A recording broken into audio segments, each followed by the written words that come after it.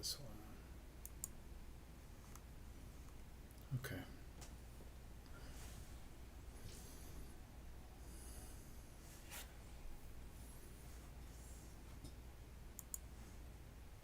I'm total trash at scheduling things. I wanted this to start at 12 p.m. Eastern time. I'm pretty sure that's when I told people that it would start, but I scheduled it at 12 p.m. my time, which is 1 p.m. Eastern time. So anyway, I hope people go by what I told them and not what I actually scheduled. Okay. I'm going to work on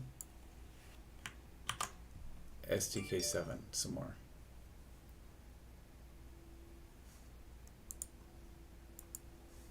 And hopefully my friend Nico can show up and see if I need any help, if he can help me. Okay. So GLTF container.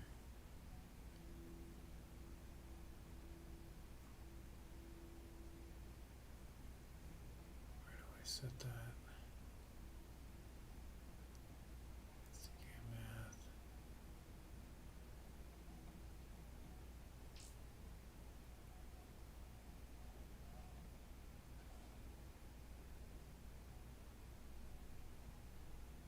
Okay, I'm not creating a cube at this point. I'm just trying to fix the avocado.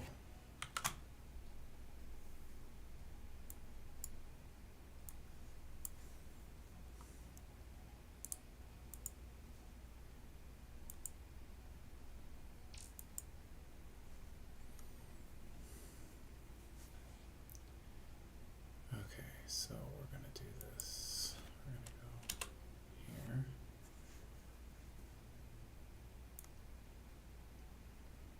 Models avocado dot GLTF.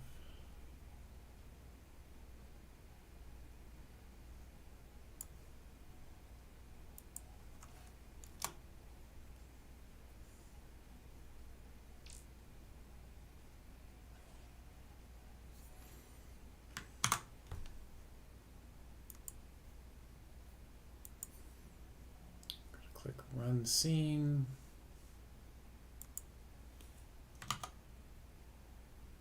Maybe.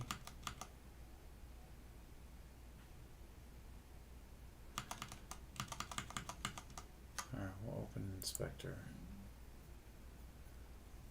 Oh.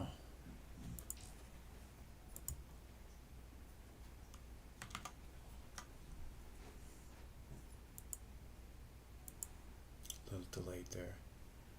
Disconnected. Try again.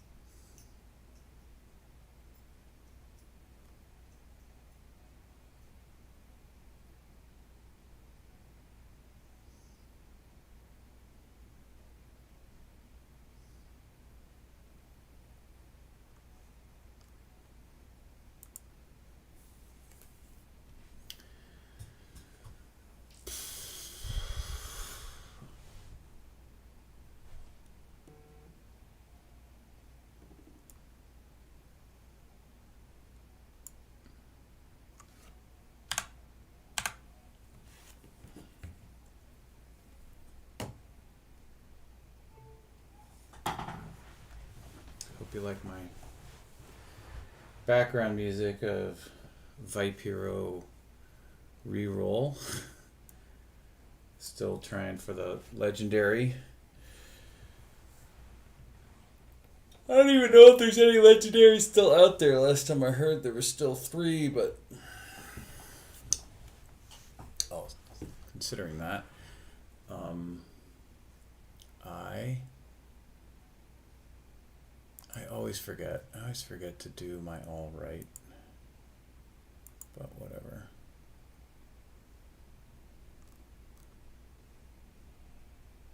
Come back in 12 hours to continue my streak. I know what the previous, like, I can come back and know less than 12 hours, but how many more hours can I come back in? I don't know what that envelope, the other envelope is. So like if I don't make it back in, like, say 13 hours, does it still work? Or 14 hours? Because I can't always make it back, like, within that hour. What's my window on the other side? Is it an hour? Is it 2 hours? I don't know. Anyway. Well, let's tab over to this, and yeah, it's not loading. Pipe scene console.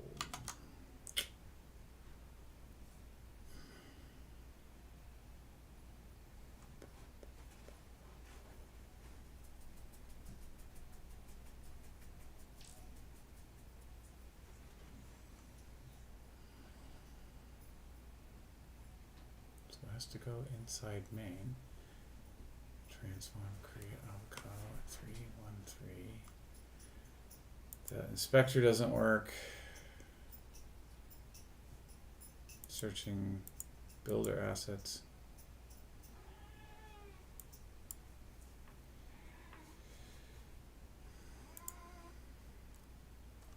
Is inspector not working for you? Oh, hey, I just heard a voice. Hey, Derek. Hey, KJ. Here, let me turn my headphones up because there we go. No, it's not. But I don't know if you heard me at the beginning. Nico mentioned that he would be here, but I told him 12 p.m. Eastern, but I set it up for 12 p.m. Central, so that's 1 p.m. Eastern. So I don't know if he's gonna be here any moment or an hour from any moment. But anyway, so there's that. Good news. And no, I can't get Inspector to work. I did notice. I have good news. Inspector works for me now. Awesome. Cool. I did see that Nikki posted in, I think it was the SDK channel on Share Your Stuff. No, not Share Your Stuff. I think it's the creators channel. We moved everything around, so SDK chat. There it is. Yeah. I saw that. That worked for me before. I was able to basically in the terminal you can start the server and it works. Mm-hmm. And that's what I was doing. If you type the right command, but now it's working, so I don't have to do that anymore. Okay. And what does it say in the output when you try to run the inspectors? Are like errors in there? Oh, okay. Huh.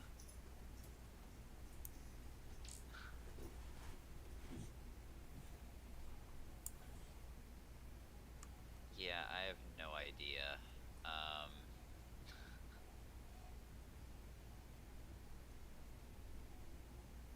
Go figure.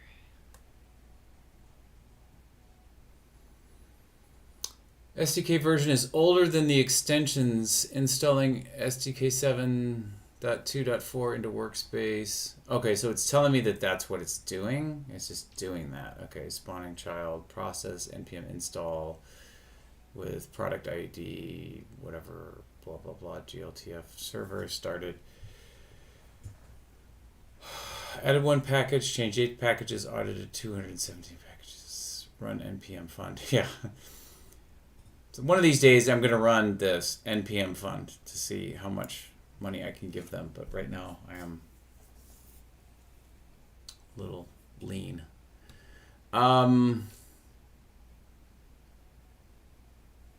No browser. Skip install. What are you talking about? That's crazy talk.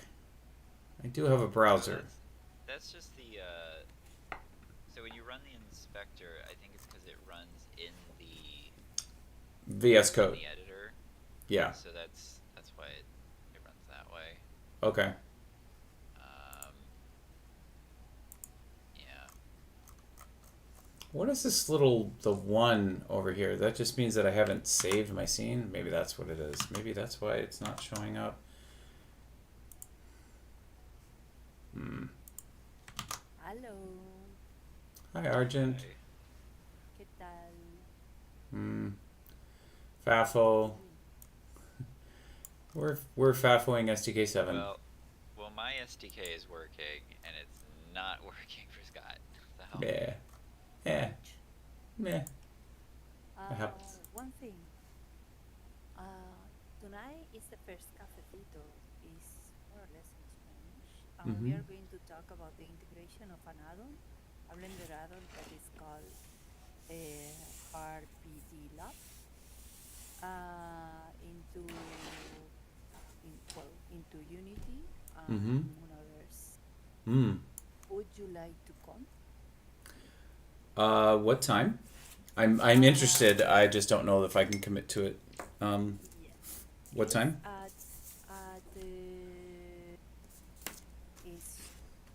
Right now is in about 6 hours, a little less than 6 hours. Okay. So I'm gonna come here to my time zone map. What time zone is it in? You say okay, Spain, 6. Yeah. In Spain is 12 a.m. I guess, or 12 p.m. Okay. Call it. Yeah. AM. So currently it's 6:15. Yeah. 1800 hours, 15 minutes in Spain right now. Yes. Is 18:16. Yes. Yeah. Okay. Cool. So at 100 hours, what's that? That's a cool time somewhere. Yeah. Timeanddate.com. Let's make it a little bigger so it's easier to see. Yeah. So here's Madrid. Here's the time. So in 6 hours, for me, it'll be 5 p.m. So I believe so, but let me just check my calendar.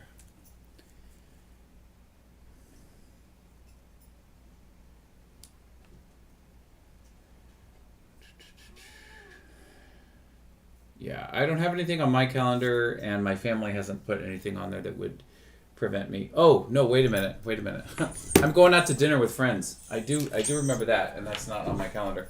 But I don't know what time I'm going. It could be 2 hours after that. Oh my God, fiddle! Goddamn. Sorry, buddy, but there's no place for you to sit here right now. He wants to meet me. He does. Yes. Okay. Ben wants to meet me. Come on up, fiddle. One more time. Let's try it. One more time. Oh yes, you're such a good boy. Come here. Come here. Come here. Come up here. Come here. Let's meet Argent. Argent wants to meet you. Come here. Hello. Bonito. Can you say hi? Can you say hi? This is Fiddle. Hi. Fiddle says hi. He's Okay. so good. He's a good boy, but he's very needy right now. Yeah, of course. Let's see. Hey everyone, what's up? Hey. Hi, Nico. Sorry I joined in late. I was under the impression that it was 40 minutes from now. Yeah, no, that I was just explaining how I made that mistake. That's all my fault, and you are correct. That is the time that I scheduled it for, but the time I intended to, and what I told you in my direct message was 12 p.m. Eastern. And I had it in my mind, so I scheduled it for 12 p.m. my time, which is 1 p.m. Eastern. So I appreciate your flexibility. It's alright. It's alright. I'm just trying to answer the Aster that starts at 9 p.m. Okay, yeah. So I believe I can make it, Argent, for at least an hour. Because it's 1 hour. Okay, good. In Excellent. theory, we can maybe explain a little bit more and so, but do you want to see something that we were like just, you know? Yeah, if you can show me really quick. I just want to be conscious of. I do know that Nico is here to help us understand SDK7. Okay. All right, then I'm gonna continue. So hi Nico, thank you for coming. I appreciate it. So I just went back in and I took the modification that you created for the avocado. I took out the other part, the older one, and I put in the new one. And I'm not able to see it. I have SDK 6 and 7 installed, so I don't know if that's an issue, but I can't even get inspector to run. It says disconnected, and then these are the errors that I get. So I don't know if you want debug console or... Try hovering over the panel where we have all of the SDK7 settings. Okay. See that when you have your mouse hovering over there, a couple of extra buttons appear that weren't there. Okay, I'm gonna switch the screen so that all you see is the SDK and not all the other nonsense. Okay, sorry. So go back here. No, to the like editor tab on the side on the left. When you hover your mouse, you see that there's a little round arrow there. Mm-hmm. Right next to that. Yep. Click on that. That basically restarts the server. We need a clear UX for that because it's not all that intuitive and it's annoying that you don't see it if you're not hovering over it. Yeah. Okay. But maybe with that, we can be able to.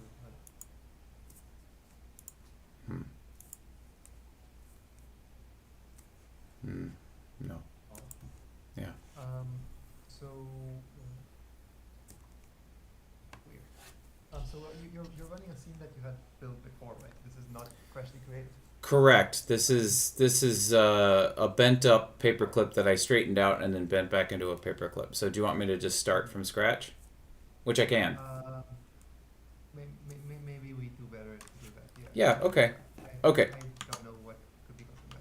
Yeah. No, let's eliminate the variables. You're in the dependencies. The one is 723 and the one is 724. Yeah. Good point. Try to have both those dependencies updated. So you hover over the top dependency, you'll see an upwards arrow, and with that you can update it to the latest. Okay, hold on. I'm sorry. I'm just trying to clear up. On the left again. Okay, on over the here. lower section of the left, you have Oh, this right here. Yeah, and see that one is 723 and the other 724. Yep. Maybe it's just a matter of updating the. So click the update arrow. Yeah. Okay. Maybe that could explain it.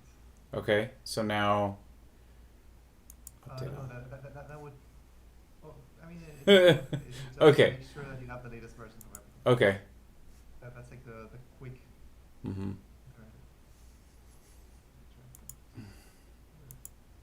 Oh my gosh. So have you tried closing and opening Visual Studio Code? No, but so I will.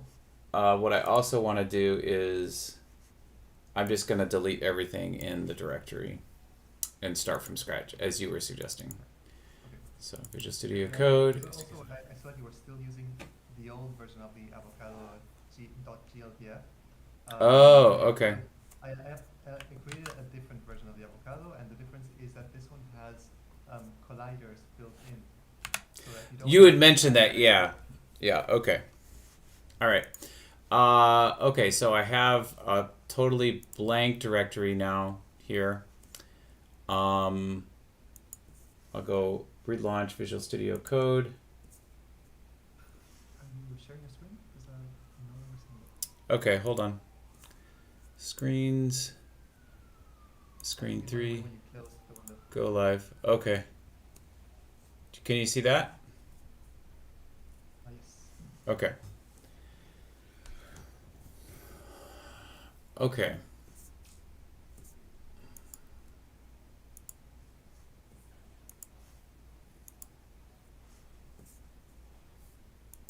So first thing, you should make sure you don't have any files in the folder. Okay. There were apparently a couple of things. Okay. So if you open the, I guess these were Hidden files? yeah, but you can see and delete them via Visual Studio. You Oh. use the Okay. top icon on the left, and you navigate to the content Mhm. folder there you can see that there's a bunch of hidden files there. And Okay. you'll be able to just delete them here. So Control A and then delete. Delete. Okay, cool. Fabulous. Now Uh, it's a properly empty folder and should be. Okay. So I shouldn't need to open anything. I need to go to the okay.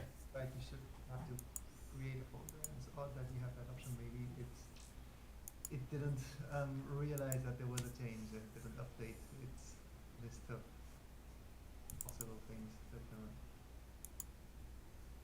Hmm. So I would close and open just do code again. I'm sorry. Yeah, no, hey, you don't no need to apologize. I'm totally okay with crumbling it up and starting it over again. So, Sometimes it's the faster way. okay, here we go. Now create project. Yes, So create that's project? it's supposed to be seen here. Yeah. Okay, And yeah, it's a standard project. okay.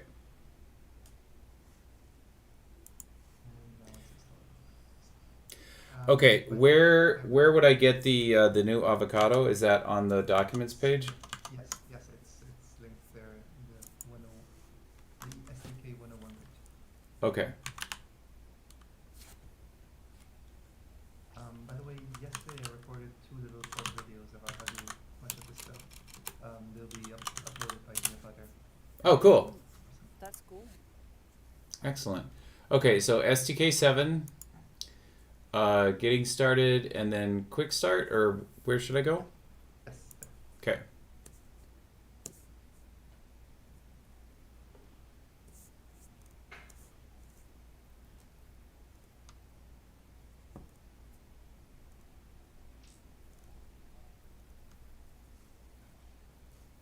And right on it where it says add 3D assets, where it says the avocado from the following link, you should be able to download from there.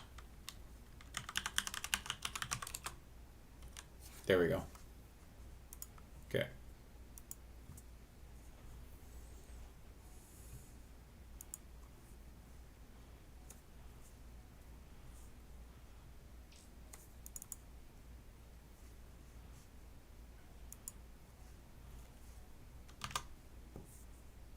Why do I keep closing my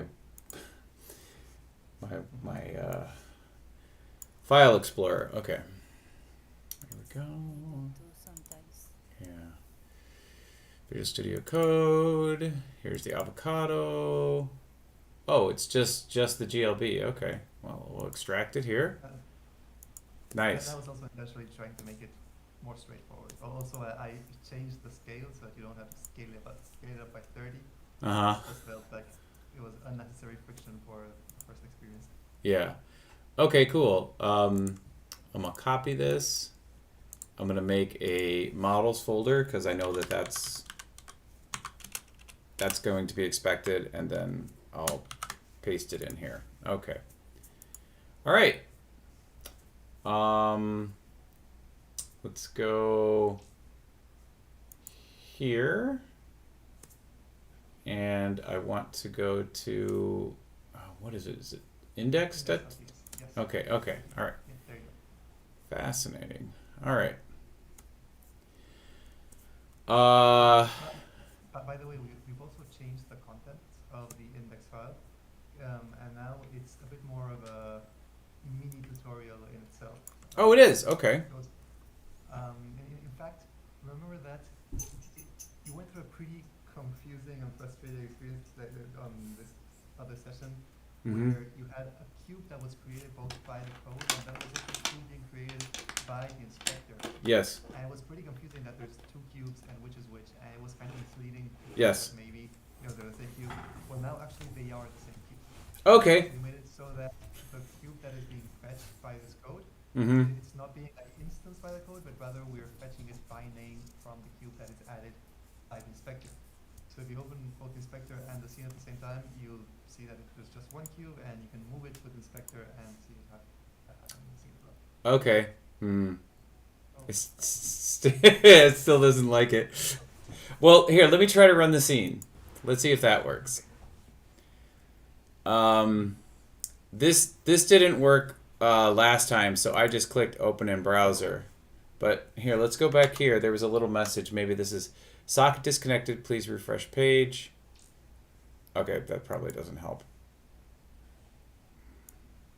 I haven't seen that one before. Okay. I am running on Ubuntu Linux, so I don't know if you've tested in that particular environment, but you know. No, but I mean, this same environment worked last time, right? I mean, at least we're able to open the inspector. So that's right. Yes, I was able to open Spectre last time, correct. Yeah, this just doesn't ever work, but then I can go to this. Oh, but last time it was failing with a different error message though. So that's interesting.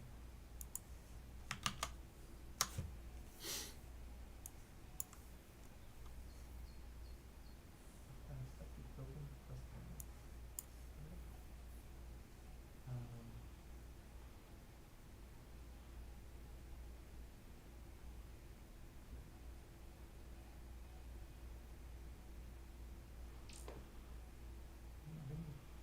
Let me do the same on my side, Okay. please.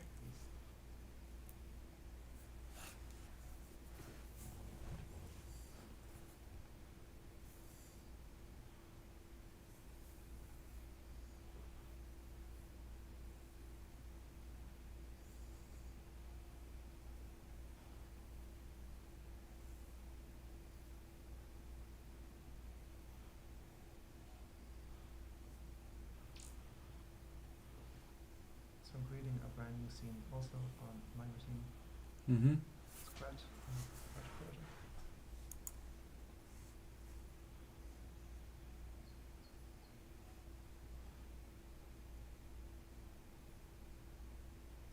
Oh, Are that's- you using Node 16, Scott? I can check. Yeah, just do Node -B. Oh, I don't have to do a dat. Okay. 12. Mm-hmm. Interesting. So there is like a virtual environment set up in your in Visual Studio Code, Mm-hmm. and like you're not necessarily using the same version of Node in that environment that you have installed on your machine in general. Okay. In theory, like this comes bundled with a recent version of Node. I'm gonna check what I get if I do the same.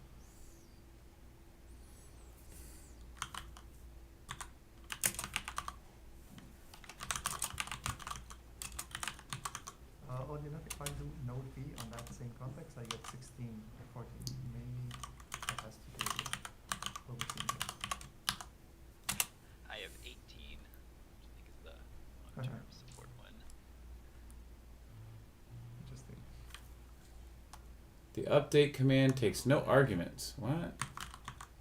Oh, 12 is old. Oh my gosh. So when I run a freshly created scene from my side, I can Mhm. open both inspector and preview. with Okay. the- It's most likely this is the problem. Sounds very like. Yeah, so the all of the Visual Studio Code or whatever that I was doing like a week ago was on my older system. This is a brand new PC workstation that I created, and I don't have. I mean, I just did a basic install of Visual Studio Code, so all the tricked out stuff that I had for it is not on here. So my apologies for. No, I For mean, at the very least, we should show clear error messages. In fact, one of the devs is working on that right now. okay. And I don't know though if what he's working on will specifically pick up this one, but hopefully. Otherwise, we need to make it clear that that's the solution to the problem and not, block you. Mm-hmm. I just want to make sure npm install -g.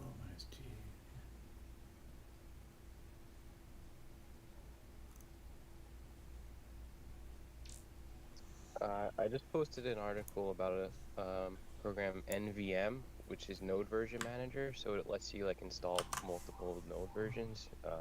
It's in the productivity chat if you want to try that. Okay. Thank you. Hi, Madamus. Hey. Let me go here. And also, some of us have seen when the folders have spaces in them. Sometimes it causes issues. This error looks a little different, but I noticed you do have a space in one of your folder names. In theory, that was fixed with the last release. We had that problem. Okay. Yeah. That happened in Windows, not on Mac. And yeah, if there were spaces or uppercases in the path, that would mess everything up. We found out the hard way going to production and seeing that people ran into it. But that Okay, should good be to know. fixed in 7.2.4. Cool.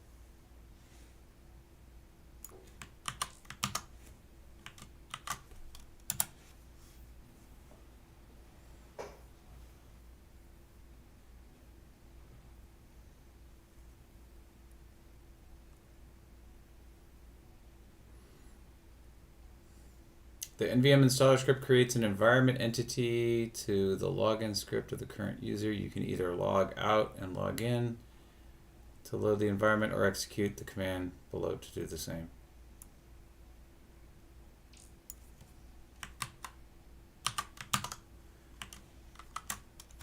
Okay. Oh, permission denied. Right. Source. Try Put source before the bash RC. Okay. Oh, okay. Tilde / source dot bash. No, just like it is there. Source space tilde, all this stuff. Okay.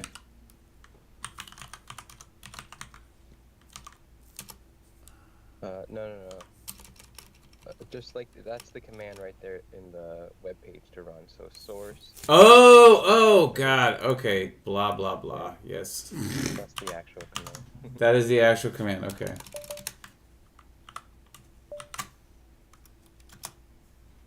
Oh my God. I know. I'll get there eventually. I'm just going to type it out because for whatever reason I'm not. This is programming. This is real life for programmers. That's what it's like. Okay, the NVM installation is successful. Okay, so that's installing NVM on Ubuntu, installing Node using NVM. Okay, so NVM install.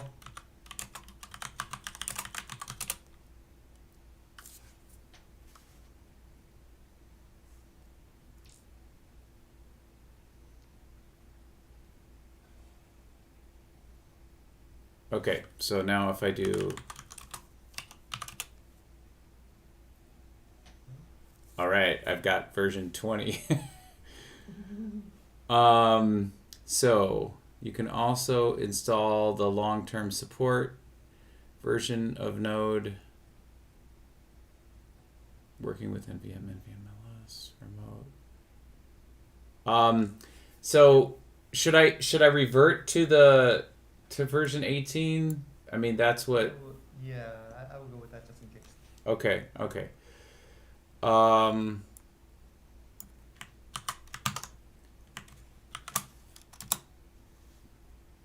I assume this is the version you have, Derek, the 18.16.1.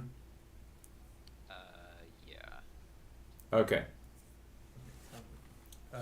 And Yeah. let's validate that this version is also installed in Visual Studio Code. Okay.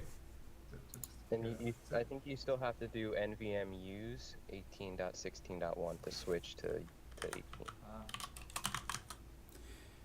Okay, and then I have 18.16.0, but it shouldn't. shouldn't make a significant difference.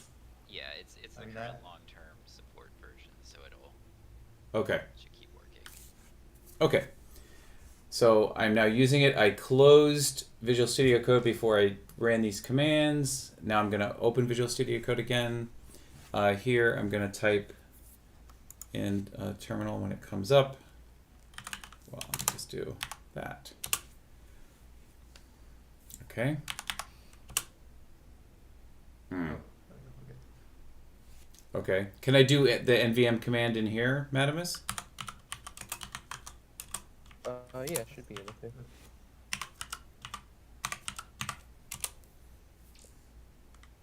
Okay. Right, let's cross fingers and hope that. Okay. Should I go all the way back, delete everything, and then create the scene from scratch? Well, I don't think so. Let's You'll need to do start. an install at least. Do another install good on your point. package.json. Good point. Yeah. Okay. So npm space I. Yeah. Okay.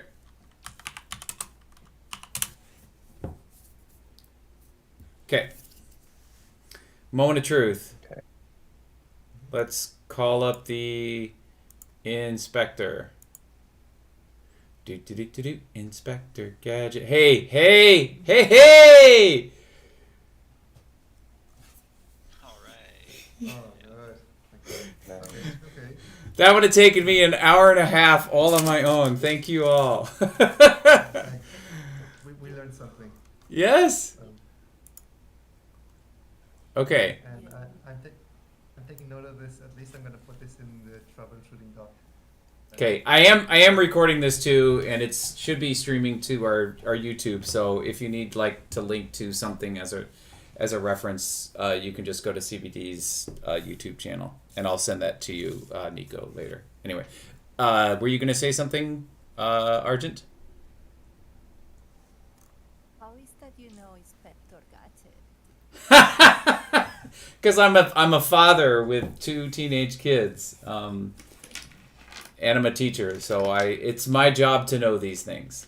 But it's not a French anime.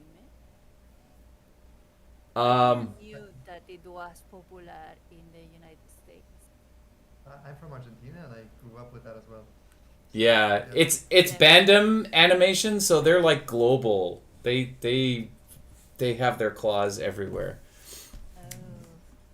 Oh, Okay, so now if I click run scene, Yes, we should be able to see side by side what we're generating with both the inspector and the. Oh crap. Well, okay, we can still open it in the browser. yeah. And that weird error, I got it once on my end, and I have no idea how to reproduce it. I don't know how to run into it again. But it just got fixed one time and didn't happen again. I'm also in talks with the Explorer site devs to see if they have any theories, but so far are but yeah, like the Explorer should work nevertheless. nevertheless. So we're not seeing the cube, but probably because we need to save the Yeah. state Okay. inspector. So if you hit the save icon on the top. Oh, okay. Hitting it. Let me get rid of that. Okay, it's saved. Yes. Should it hot load or do I need to refresh? It should hot load, but let's try refreshing just in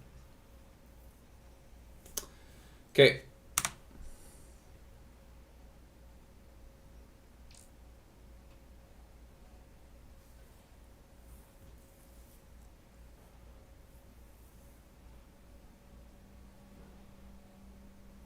Oh, totally separate Madamus. Oh, there it is, and it's There we go. it's Yes.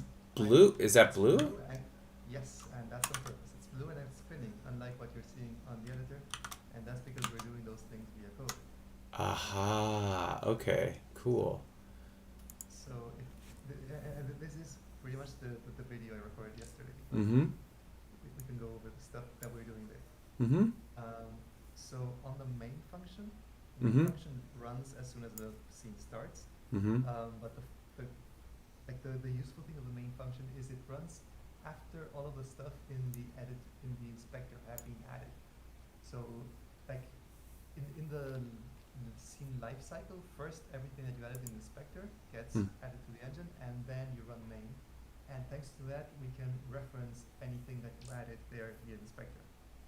So we can ignore the setup UI line because that's that's setting up the UI, but we can. So yeah, first there's a bunch of imports. Mm-hmm. Then there's a couple of systems, which we can ignore for now. Mm-hmm. But then there's the main function, which is like the more interesting part. Yeah. And there we're first doing the UI, which we can ignore for because it's its own like segmented thing. We'll get to that but later. Then, yeah. Okay. But then we're doing an engine.getEntity or null by name, and with that we're calling the magic cube that you added via the inspector. If you check on the inspector, that magic name is how it's being named. So on the Magic cube. Yeah, exactly. So if you were to change that name, then suddenly that code would no longer work. Like it would, Okay. like the function would be returning null, and so like it would just ignore everything that comes after that, and so the queue would no longer be blue and would no longer spin. Okay. And of course, you can add other stuff. If you on the bottom, if you click where it says builder assets, you have the entire like web builder catalog of stuff. Yeah. And Okay. yeah, you can add whatever you want, and like if you want, we could even replace the cube with something else. But Ooh, we let's won't be able to do- change it. Let's do something fun.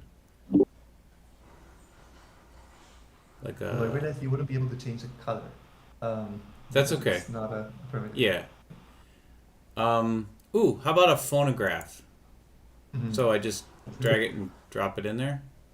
Mhm. Yeah. Yep. Okay. Does the inspector only show entities that you explicitly name, or will it pick up any entities that you just do engine.addEntity with? No, it's not able to interpret entities that are, Not named. created via 3D written. Like it doesn't have like a powerful interpreter. It actually represents all of these entities as a JSON, which then gets Gotcha. loaded as part of the scene. So yeah, if you were to create an entity independently on index.ts, it would not be represented here in the inspector.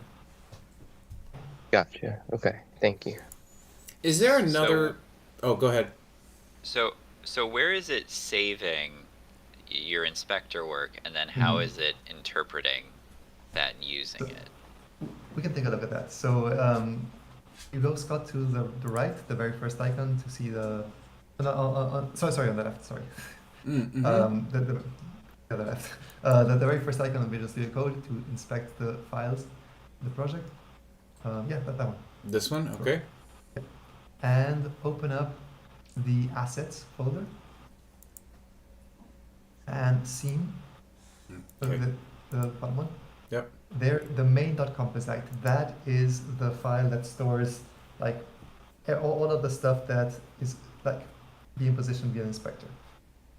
The idea is that this is something that we want to develop later, but we want to start like building the foundations with compatibility for the concept of what we call composites, which would be akin to prefabs in Unity, there's a lot of other equivalents in different engines. But the idea is having a predetermined set of entities like, packaged together as one, and yeah, like the scene itself is one of these, but you could have nested ones of these. The idea is to, through this, in the future, recreate something similar to what we had with smart items in the builder. So each smart item would be its own composite. But that's a spoiler for later. Like that's not something we have today. For now, we have this main.composite, which basically lists everything that you can add via the inspector. So should I be able to find the Vitrola in here since it Maybe you need to hit save. okay. So go back to inspector, save it. And by the way, there's an option to do autosave. I actually prefer that. So if you hit the gear icon next to that, here, there's an enable autosave, and with that, whenever you change something, it just gets saved. What is this invert camera rotation? Oh, so that's like my pan? It changes how your mouse movement affects the camera rotation. So there's on one hand like a more like drag kind of behavior, and on the other hand there's more of a orbit. Let's say FPS. Yeah, more like orbit kind of behavior. Okay. And we weren't really sure what felt better. We had different opinions, and so we decided, okay, let's just leave both and let people choose. Yeah, I like having both options available because sometimes, I mean, it's how I refer to them is sort of a like a pan and then an orbit. So Right. orbit is I've got a target and I'm orbiting my camera around it, and then like a pan is I'm taking my camera and maybe I'm doing a dolly in or a dolly out, or I'm Actually, go ahead. That's not what it is really. Then. Oh, it's not. Okay. Yes, because we are not orbiting an item, but rather we are Rotating the camera. So we're always rotating the camera, but it's in relation to how you're dragging the mouse. In one setting, you are, let's say, grabbing the scene and dragging. Mm-hmm. On the other, you're more like, maybe there's something that isn't working there. Okay, so I'm moving my mouse left and right here. Yes, I'm trying on my side, and I see that both are working the same. Yeah. So that's something that needs fixing there. Okay. That you noticed. All right. Awesome. We're discovering all kinds of exciting things today. This is fun. Okay, so I saved it. How do I... can I just, like, escape out of that mode so I can move my mouse off of the inspector, or no? Yeah, you should be maybe hitting escape, but it should detect when you lift your mouse. That is apparently another bug. Okay.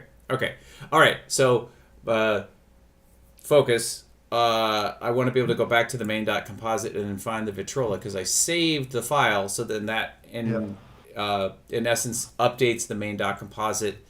Yes. And this is a JSON file. Maybe this view on Visual Studio Code of the file is not updated till you close it and open it. Okay. Like the file. Just yeah. So I close main.composite. I'll open it again. And yes, there should. And be then I could do somewhere. a search for. I think you're searching the file list rather than the contents of the file. Do Control F, having your cursor there. Yeah. Thank you. There you go. I think there it is. Yay! Okay. And Far notice when you drag that model in, there was also something added to the folder assets/builder /Vitrola, and yeah, a file got downloaded from a server and stored in the scene, like behind the scenes. Ooh, cool. So if I go here, there it is. Nice. And that's a good thing, but it's also something to keep in mind if you're, just iterating over 50 different designs of trees and adding them and removing them. Make sure you're not, ending up with an unnecessarily, heavy scene with a lot of files that you're not using at all. So it would be helpful to come back and clear this cache, as it were, or to clear the versions, to save a clean file and get rid of the old iterations of my tree, as in your example. Yeah. No, I mean the tree would. I mean, if you delete a file, if you delete an entity from the inspector, it will no longer be in the tree, but the GLB file will still be in your asset folder. So you would have to, go in and delete any GLBs that remain as legacy that you're not really Okay. using. I was saying cache, but I was just being using an analogy. So yeah, I would need to come into my assets folder and get rid of the old iterations of the tree or whatever it is that I'm iterating and making versions of. So okay, cool. Yeah, super. So if you want, we can go into the code and make the Vitrola spin as well, just like the cube. Okay. What I would like to do though is I would like to let me get rid of that. I want to run the scene and see the. Oh, I already had it running. Yeah, I think you do in the browser. It should. Okay, I don't think I well, saved the scene. Go ahead. Beyond saving, there's one limitation that is that whenever you add new files to a project, the hot reload is not smart enough to also load like 3D models that weren't already in memory. Okay. So you have to do a manual reload in that case. No, that's one thing that I remember that from SDK6. No, that Yes, totally makes sense. Yeah. It's like it's one thing to already have the asset or the component in the memory in the scene and move it around or change it. It's another thing to bring something in totally new. Exactly. Yeah. Okay. All right. So here's the Vitrola, and there's the spinning cube. So we're gonna go back to Visual Studio Code, and there's the cube. Go ahead. Maybe you can do a little quick overview of what the cube is doing here. Okay. So we're fetching the cube with get entity or null. And by the way, that on null is there as a safeguard in case there isn't anything named magic cube. So if there isn't anything named magic cube, it will just return null. And No. then that's why we also have an if cube right there, because we're basically validating that there actually was something that was returned by that function named cube. If we were to change that name and there wasn't anything named magic cube, that would just be false, and then we'd just skip over all of that. So assuming that there is a cube, then what we do is we're simply adding a material component, and that's what's making it blue. And then we're adding a spinner component. This spinner component is something that's like not part of the SDK, it's something that's defined in the scene. Okay. So if you do a left click on spinner, a right click, sorry. Okay. And go to definition. You can see that in the same project there is a components file that defines a bunch of custom components. And in this case, spinner is being defined as a pretty straightforward one with just one so this defines the data structure of component, right? In this case, it just has one field, one value, which is the speed. And that speed is stored as a number. So one thing that changes from SDK 6 to 7 is that components are no longer objects. Like you were maybe able to add. That's a bug I'm very familiar with. So the problem there.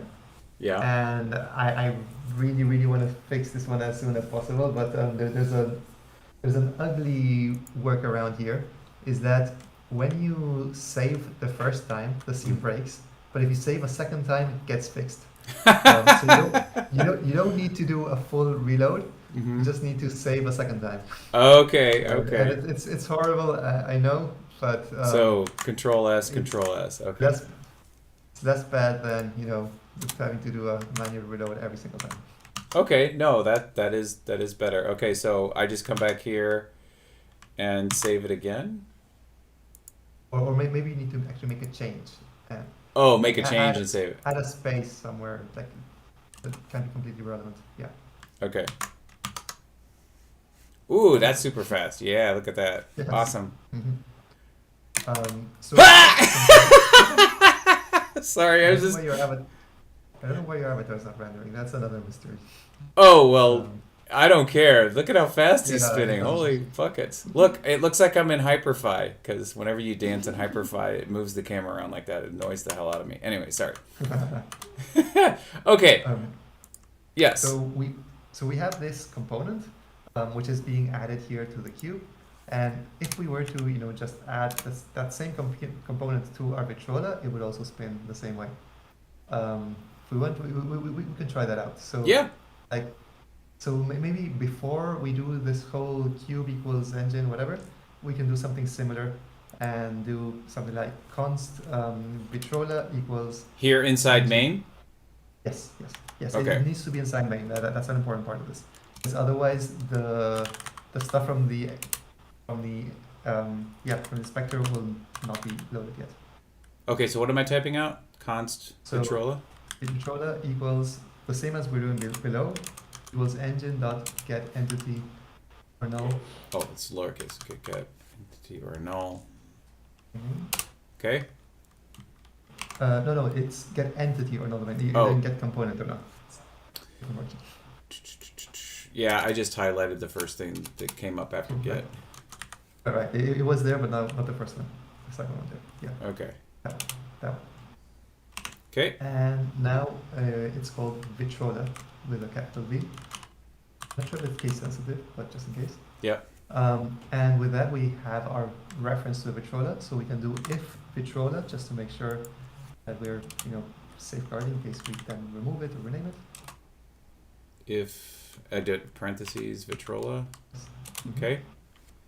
And and then open brackets, and there we can do spinner.create.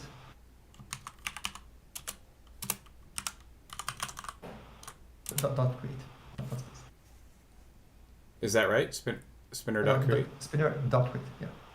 Okay. And open parentheses and Okay. without a space. And I think there's a space between spinner and create. Is that right? Or am I just thinking that one? No, there's no Okay, space. Sorry. No worries. So Vitrola. Okay. So this is the entity we're hitting, and comma, and open curly brackets, and here we add the parameters for this, which in this case is just speed, and just set whatever number you want. Okay. Okay. All right. Right. Let's Save see. it. Hey. There we go. And it's spinning slightly faster than the cube. Okay, cool. So it can be interesting to see how that is achieved. So like, of course, the component is just data, right? It doesn't Mhm. change things. But there's a system also defined in this like template that you get right out of the box, which basically iterates over every entity that has one of these spinner components and does a little update to the transform once every frame. So I think that's also a nice little pseudo tutorial of how components and systems can work together to do these Yes. kind of things. Yeah, no, for sure. So most people that are coming into Decentraland are going to want to add things like a video screen. That's like the very next thing. They're like, okay, here's my building. Now I want to put in a TV. I want to put in a video screen. Is there just a default video screen component in SDK7? It's not that straightforward, but it is absolutely achievable. So there's a material component, and Ooh, that okay. material component can take textures, and those textures could be a video. So I would advise let's go to the docs for this, because Yeah. I mess up things and come and go in strange orders. Sure, sure. Okay, so here I am in the docs, SDK7, Yeah. So there's a media section, media. Here we go. and there Can you there's see my browser on yes, the shared screen? Okay, good. Okay, play videos.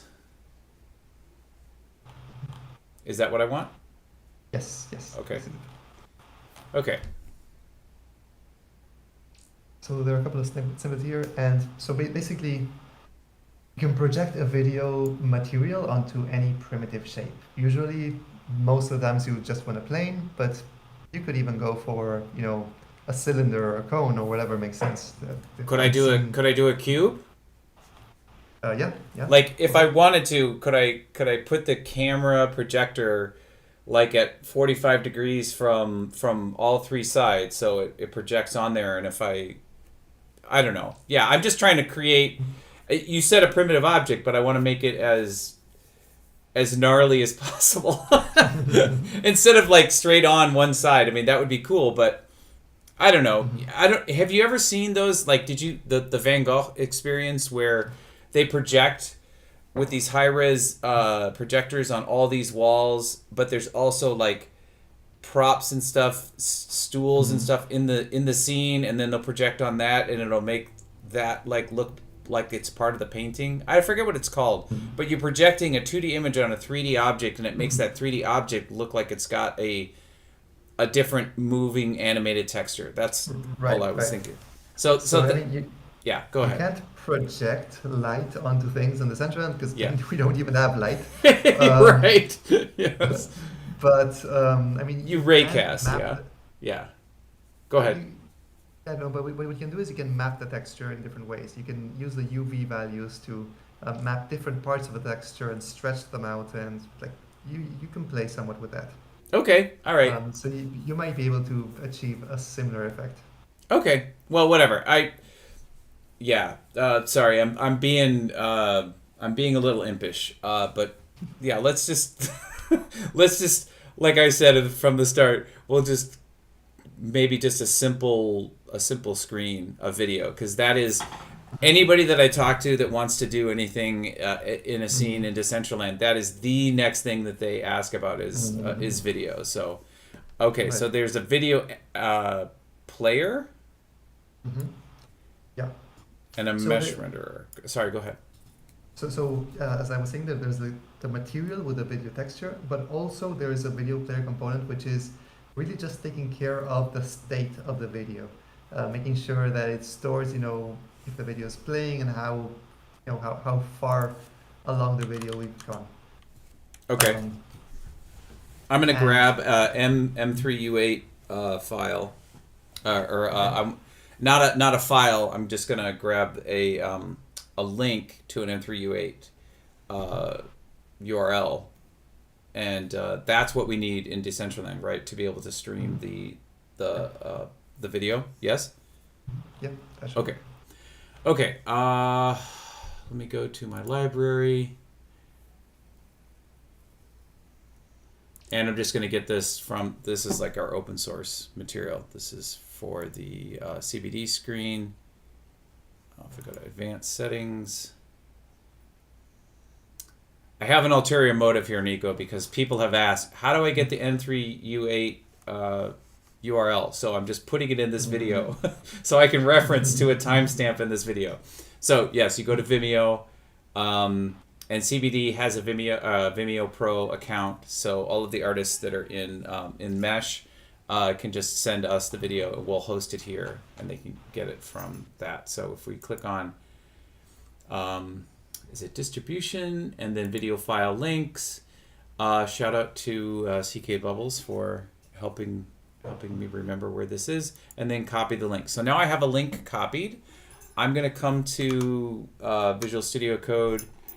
I'm just gonna put it here out of the way so I have it, and then we'll go back to the documentation so we can continue on. So here we go. Okay.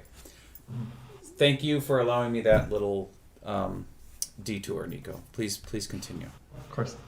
So I guess we can just copy the snippet that's right below, and that includes all of the steps we need here. So So we this are whole thing? Yeah. So, like, what we're doing here is we're creating an entity, we are giving it a plane shape, also giving it a transform, so it's somewhere in the scene, Mm-hmm. and then we are also giving it a video player component, Mm-hmm. which is just gonna store, the URL of the video would be stored there and the state of the video. And then on the other hand, we are giving this same entity a material and setting one of the properties in that material to a video texture. Okay. Is this where I know that in the past with SDK6 for certain frames for like NFTs or images that display, they end up being a little too dark, so we would use the PBR texture materials and pump up the values so that they appear a little brighter. Is that where we would do Well, this? yes, in the material. And in fact, that material includes a couple of settings to do exactly that. I Okay, think cool. you can even like pump it up even more if you set like an emissive property or something, but at least with that, I think it should look decent enough. Okay. All right. Thank you. So I have this copied. I'm going to go back to Visual Studio Texture, Visual Studio Code. Do I also put this in main? Yes. Okay. Ideally, everything you want to have on the scene running from the very start should be in main. Okay. And In that this just case, needs. Go ahead. Go ahead. in this case, it's not a must. I mean, if you put it outside main, it would also work, I believe. But it's a good practice to try to always use main as a starting point. Okay. So that's If you, Go ahead. sorry, I just have a question No, go about ahead. that. If you let's say we put it in video screen.ts, then we would have to import that file in index.ts for it to get picked up. Is that correct? It doesn't search Right. through all the source folders now? Okay. That's right. Yeah, yeah. And you would have to call that, not just import the file, but also probably enclose it in a function that gets called from main. Right. Gotcha. Okay. Okay, so it needs to go between this yellow curly bracket and what? This yellow curly bracket? No, Or that's this one? Okay, so I can put my cursor here, do a couple carriage returns, and then paste my code that I copied from the docs here. Yep. Okay. So now we have to import those things. So yeah. This is the thing that Derek and I were talking about. Is there a way to just like set it up like npm space minus I or space I or whatever where it will just like already grab all these things and put them in for the dependencies, or do I have to do this every single time with every single red squiggly? In my experience, you have to. Okay. I don't know of a way around it. Okay. I think in part this is done in this way as a way to keep the scene lighter, because with tree shaking, we are avoiding adding any dependency and thing even from the core library. Okay. That isn't needed in the scene. It's called tree Um, shaking. I love that. Yeah, Okay. so basically, tree shaking means that everything that isn't properly attached to like the the entry point of the scene will just fall off and not make it into the final build scene. And with that, Okay. you can keep it significantly lighter. Nice. Oh, that's handy. Okay, so first thing, after putting this in here, I'm going to get my video. Oh, I need to put it in? I don't need to put it in videos folder. It's going to just be a No. URL. I can just put this Right. directly in here like this, yeah? Okay. Yes, that should work. Okay. Now, one thing you're missing that is covered there in the docs is that one other thing we changed on SDK 7 is that we're now also adding some more permissions that are needed in order to import files from external sources, be it images, textures, videos, and stuff like that. So in the scene.json, you have to add a permission and add an allow list of like sources that you want to import from. And that's this So- right here. No, keep going. No way.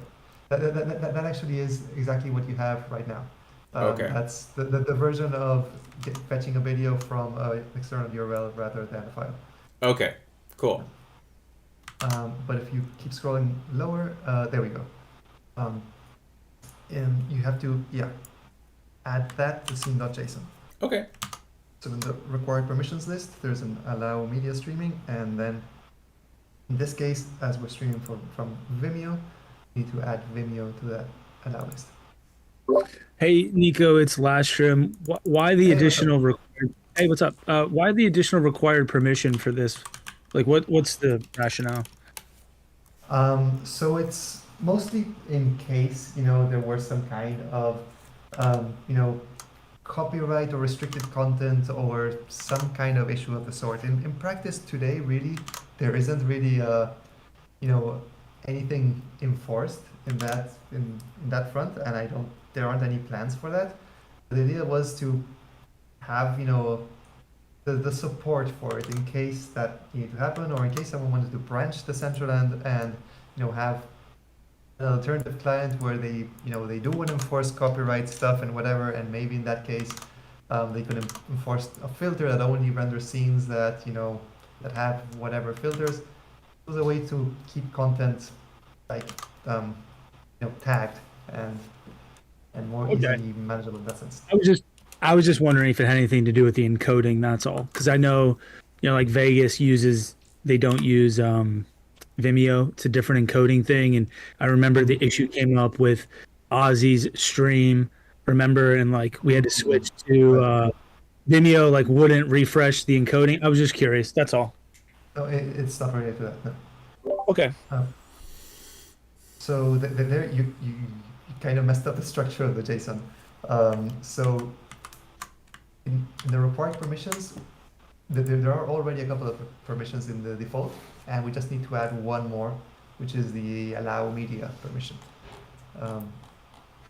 Okay. And So I just then put as a, here. so yeah, the permissions exact name is Allow movie player inside. allow underscore media underscore host names. That. Okay. That just didn't show up in the options. Right. Which is fine. Yeah, because I think it was more of a local thing that VS Studio was showing based on the contents of this file. Okay. And then yes, you need to add that separate tag, in this case with Vimeo as the permission as this right here. Mhm. Yeah. Or so I. So that whole structure. Mm-hmm. I need to put that in there. The tabbing in this snippet can be a bit misleading. I need to fix that, because like this allowed media host names is really at the same level as required permissions. It's like a. It needs to be up here. I mean the code itself as well, but the tabbing is misleading. Oh, tabbing. Okay. All right. So I'm just going to copy the whole thing so we don't have to keep tabbing back and forth. I'm going to put it down here. Okay. And then... So after you close the brackets of required permissions, you can add another property to the JSON, which is allowed media host names. Okay, so like right here? Yep. And then...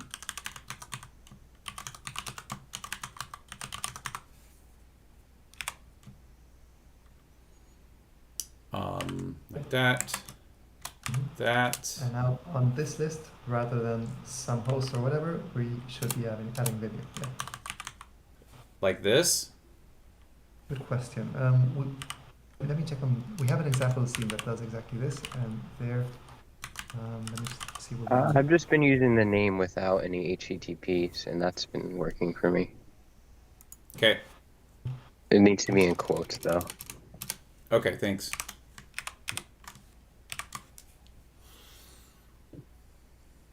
Okay. And then this whatever, some blah, blah, blah, blah, blah, that doesn't need to be there, so I can get rid of this. Yeah. Okay. All right. Oh, and you're missing a comma right Oh. before feature toggles. There? Yeah. Okay. Okay, so this sets up the permissions so that I can bring in video from Vimeo. And that goes in the scene.json file. So now this should Actually, work. sorry, Go ahead. I think it should be player.vimeo.com, or at least that's what we have in an example that I know works. Okay, well, we'll try both. Maybe it's not necessary, but at least I know with Yeah. this it works. Yeah. Okay. Oh, There's a probably need to. screen. It's something new that Right, I've right, added. right, yeah, And exactly. The stuff in the scene.json probably isn't like updated in the hot reload. Yeah. So save that. Save that. Would it show up in the inspector, the video? No, because it's a plain shape added via 3D written code, and yeah, the inspector won't know how to interpret that. Okay. So in order to, I'm just thinking about placing it. So I should then have just a basic plain shape that would represent where the screen is, That would be the absolute ideal. Yeah, I mean the plan is to make and then parent it to basically that. all. It is to make all components available via this UI.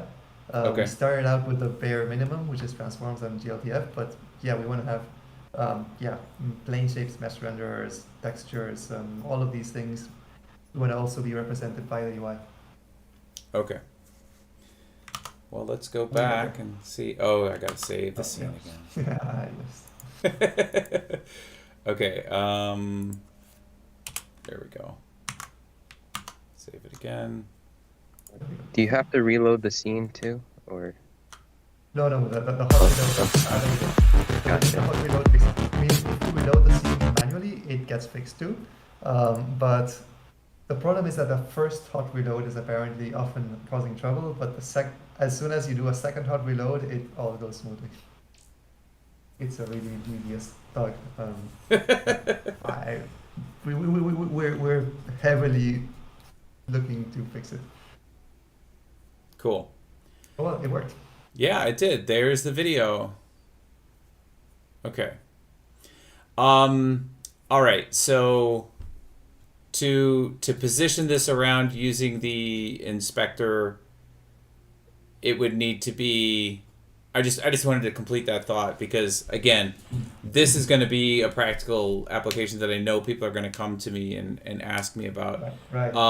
So, I mean, what I've done in the past with Last of Us is we take the video and we make it a child of the actual plane, and then we move the plane around. Would that be a sufficient solution in this case? So I guess you could make this a child of some entity that you add via the inspector and move that around. That I guess would make sense. Now, is there an entity that is roughly the same size and shape as the plane? Probably there's something. I have to get something from the awesome repository. I can't just like define a plane and make that show up in the inspector. No, not currently. No. I mean. Okay, I could just create a GLB though, and add that as an asset. Yeah. Sure. Yeah. Well, I'm also thinking then within the builder asset packs, maybe in the gallery folder, you might have something that resembles the size and shape of a plane like that. And then what you would be able to do is like fetch this this reference thing by code, and either parent it or maybe just like replace the shape. Actually, I think it's nicer to take the entity, remove its GLTF component, and instead give it a plane component. But there you're retaining all of the properties of the transform. Mm-hmm. So if I go to gallery, let's move this up here. This is pretty plain. This guy right here. What I is don't that? know about the scale, how closely it matches that of default plane. Because what's also nice is being able to scale it up and Okay. knowing that it matches the final size of the plane shape, right? Well, what about just one of these floor textures? Maybe, although they are, flipped over. Um, no, but they're actually pretty large. They're like 3 by 3 or something like that. Can you just have like a model with a scale at 0, 0, 0? That's the parent. Like a null, like an empty? Like put any of these in, but then set scale to 0, 0, 0. Oh, So and then then use it as a you null. can still move it around, but you won't see anything because the model is actually scaled to. Oh well, but would that But affect the children? yes, the scale also Okay, changes the scale of the children. gotcha. You could make it 100% transparent, but that would also affect the children. Somebody, won't somebody please think of the children, Madamus? I think the best alternative there is to fetch the item via code, as we did before with the get component or null, and just remove the GLTF container component from it, and add a texture a plane shape component to it, and all this other stuff. So via that, it's an entity that will share the same transform as the one you're seeing in Spectre. Well, how Just a different shape. about just this right here? This is the video screen. Okay. I don't know what. Yeah, no. The size of that is not 1 by 1. So if you then were to replace this and stretch this out, it will be misleading.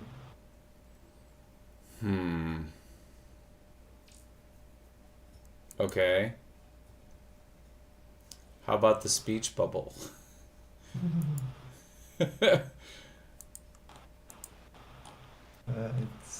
We need to try.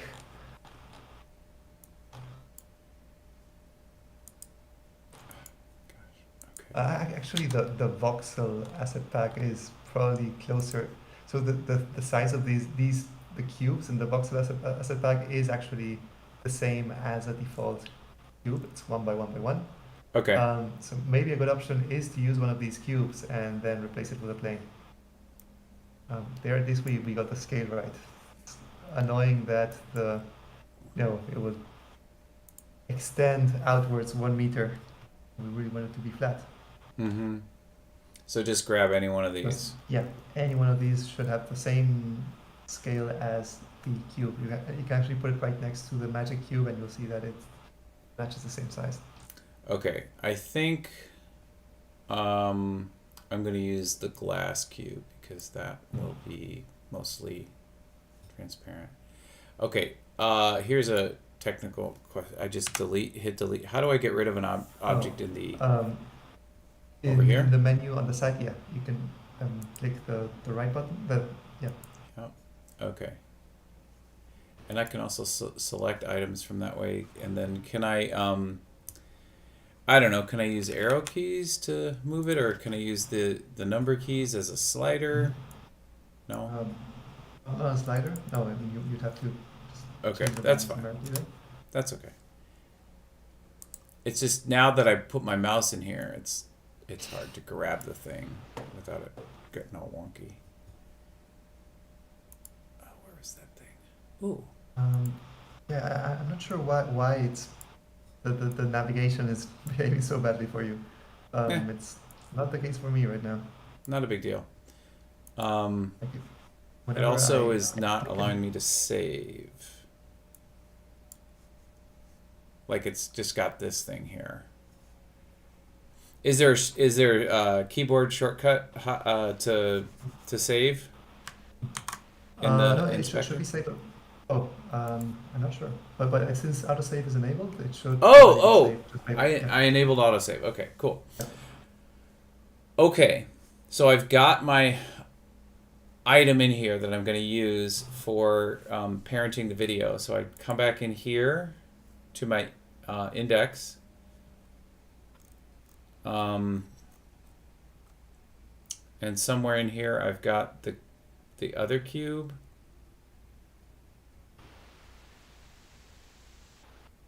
it's funny that a couple of minutes ago we said that the camera rotation settings weren't working, but now they are working for me. Maybe it's too subtle of a difference to really tell the difference. Mm. But it is working as intended for me right now. Cool. So just to clarify, like we aren't doing orbital rotation, but instead what we're doing is, in one case we are, say, grabbing and dragging. On the other case, we are moving in the direction that you're moving the mouse. So basically, in one scenario, if you move the mouse up, you move up. In the other scenario, if you move the mouse up, you move down. So it's like an inverted. Okay, in one instance you're moving the camera, and the other instance you're moving the target. Maybe. Yeah, pretty much. Okay. Yeah. Because if I move my camera up and it's looking at a target, my target goes down. If I have a camera that's Yes. static and I move the target up, it goes up, and then the camera stays down. So that would be the inverse. So you've got those two things. So maybe that's what's happening, or no? So I mean, in both cases, the camera and the item are literally staying in place, right? I mean, we're discussing the rotation of the camera. Yes. But yeah, like as a metaphor, it is like as if you were moving the item or moving yourself up. Okay. We're describing the appearance, not the factual Yeah, exactly. Yes. occurrence. Okay. So I've dragged in this glass cube from the voxels. Mm-hmm. Can I now? It's on autosave, so it should appear in my scene. But But I have since it's a to new refresh. model, yeah. Yes. Okay. But in the code, I guess this is I guess where I'm a little fuzzy. Okay, so we can do just as we did with the Victrola. Yes. And fetch this. Well, we can even like just use that same code and change it over. So this right here, the constant Vitrola. Mhm. So we can do exactly the same, but for the cube. Yep. Name it screen. Yep.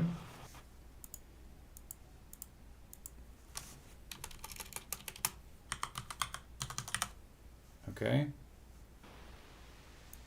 Because we already have something named screen on the code you pasted from the docs. Yep. How about cube screen? Because I mean that's what it is, right? It's going to be the parent for our screen, but it's a cube.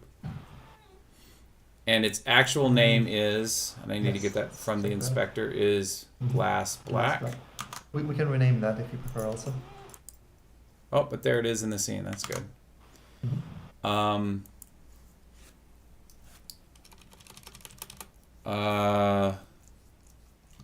just. Glass black.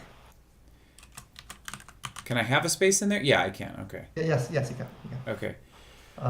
So then if cube screen. Cube screen. Okay. And let's get rid of the spinner thing because we don't want to spin the screen. And what we can do now is, so GLTF container, which is the name of the GLTF component. Okay. Okay, right, GLTF container. Yep. Dot. Here's a remove. Oh, delete from. There we go. Delete from. Oh, delete from. Okay. And cube screen. So dot or parentheses. Okay, parentheses. Yeah. Okay. So now we have an entity which just has a transform and nothing else. Okay. And now we can paste all of the stuff we did before from, that we copied from the docs, and give this same entity the the plane shape and the texture and all that stuff. This right here. No, further down. Oh, for this right here. That stuff, yes. We Okay. can do that stuff, like except for the line where we're doing screen equals engine.addEntity. We don't need that anymore because we're leveraging the entity we already have from the inspector. So I mean, we can do all of that, not just that one step number one, but Okay. all of the steps that are below. Okay. So should I just delete this then from this location? Yeah. I would just Okay. do cut and paste it. Okay. All right. So take it from there Mhm. and then put it after this? Still inside the if statement. Okay. So right under it. Yeah. Right here. Mhm. Okay, and you said there's one thing that I don't need, Right. and that's Yes, this the- material because it's not going to have a material, No. yeah? No. It will. Oh, it will. Because what you don't need is this first line where it says right under the number 1 screen, That. and so yeah. And Okay. now of course we need to use the cube screen entity instead on all of the other steps. So we're gonna grab this entity that we created with the inspector and give it a whole new life as a plane with a video texture on it. Okay, But what we're retaining is a transform. yes.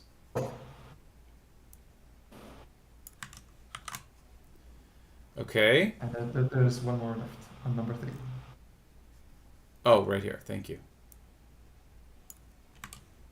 Boy, you coders never miss a thing. Hope we hope. Yeah. Really? Most of the time, no. Okay, so. And I think with that we're good. Mm-hmm. Let's try that. I'll give it a save. There we go. Oh. Okay. So why am I seeing this and not the video screen? I wanted the same.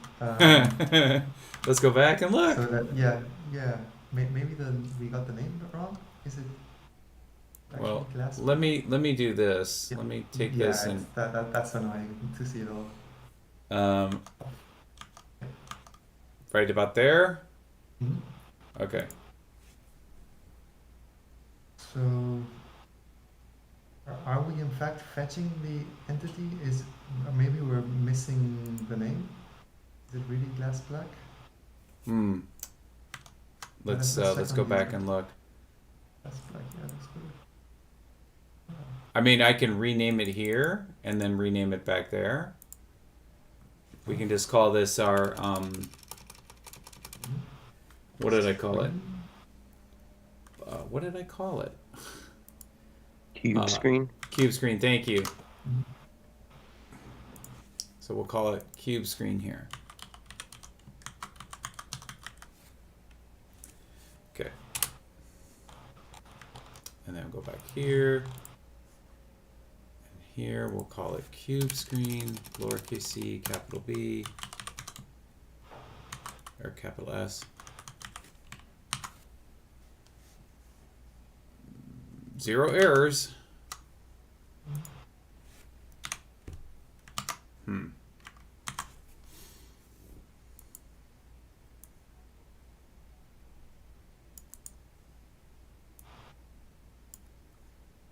Interesting. Okay, so constant cube screen. Get entity or null, cube screen. Named it cube screen. So at the very least, at that point, after deleting the cube screen GLDF container, we should stop seeing the cube at all. Should I comment this out to see if it fixes it? Okay. Sure, And we'll you try it. would then have two shapes simultaneously, or two components simultaneously. Let's see what happens if you open the console, the browser console. Oh, okay, Maybe there's- okay, yep. Maybe there's something we're missing here. The next tab, console tab. Yep. Okay. Once there already exists. And what? Maybe it's like we're assigning a spinner twice to the same entity, which we definitely didn't intend to. Hmm. But maybe we copied something and left the same entity name or something. Let's take a look at that. Well, also notice that the magic cube isn't blue anymore. and it's not spinning. Yeah. I think it's getting messed up somewhere because of that. So what are we doing? We're adding a spinner to the Vitrola, which for sure didn't have a spinner before. And are we adding any other spinners later down?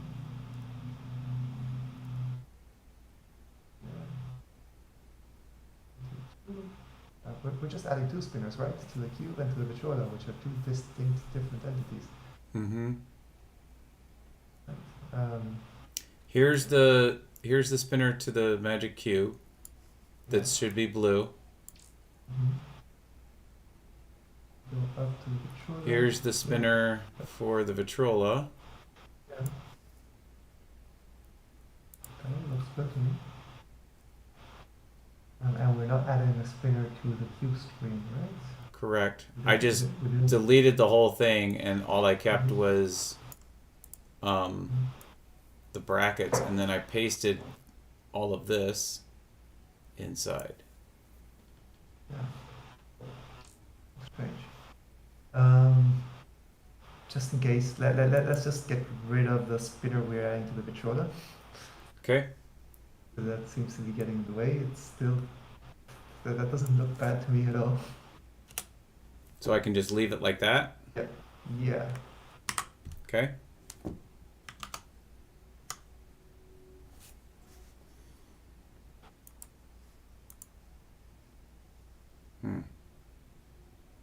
I did save it. Maybe we can do a, yeah, maybe try manual reload. Maybe it's in some Okay. type of open space.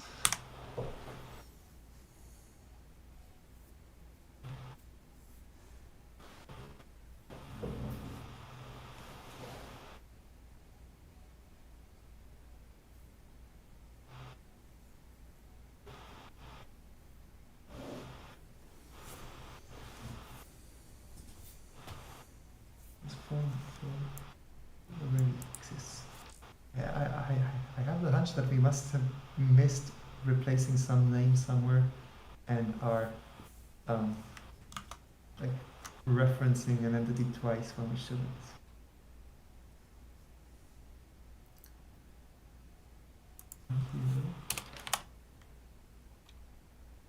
Do you have- we- Yeah, go ahead. I know it's wrong. We're adding a transform to the cube screen entity, and that cube screen entity already has a transform.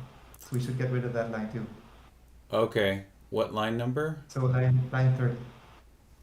Get rid of this We're- one. we're- Yes, because Okay. we're fetching an entity that already has that. That's surely what's breaking it. Yeah, Okay. I think with that we should be good. And also we should bring back the line 27 there. Yeah. Yeah, because now we have both. Oh, leave it though for a second. Leave it? There's something Okay. unexpected there. 'Cause Okay. There's an offset. Yeah, there is. It looks like it's And actually, I think that offset was intentional because otherwise, when you add a cube at height 0, it appears halfway underground. And for adding these cubes, it was a nicer experience to have them, start out at ground level. yes, okay. But that doesn't help with our. So I just need to raise it up by 0.5 in the y-axis. Right. Okay, so I'll leave Yeah, it we can do on, that. Yeah. but when I go to Yep, so we can fetch the transform and adjust its position. Yeah. okay, so So yeah, anywhere within this these brackets for if cube screen, you Okay. can do transform dot okay, would be transform dot get get mutable. Now, if you're not familiar with SK7 yet, the mutability is an important concept in SDK7, and this Okay. is another optimization thing. So you can either do get or you can do get mutable. The mhm, difference is that when you do get, you're getting read-only values, which you can't change. When you get mutable, you have a mutable version of the entity, of the component, meaning that you are free to change the values. So Cool. it's a good practice to only use getMutable when you actually do have the intention of changing those values, which is the case here. Okay. But using get alone, like as a good practice when you don't need to change values is usually like a really good thing in terms of performance. It really saves a lot of performance. So yeah, now we call out the name of the entity, which is CubeScreen. Okay. And so we can do cube No. transform equals this, right? So like at the very start of this same line, Mm-hmm. you can write something like const cube transform equals what we just wrote. Transform. We're defining something and we need to give it a name. So it's const cube transform. Or Oh, okay. whatever you- Equals what we just wrote. Great. Okay. And now that we have a reference to this, we can do cube transform dot scale dot position.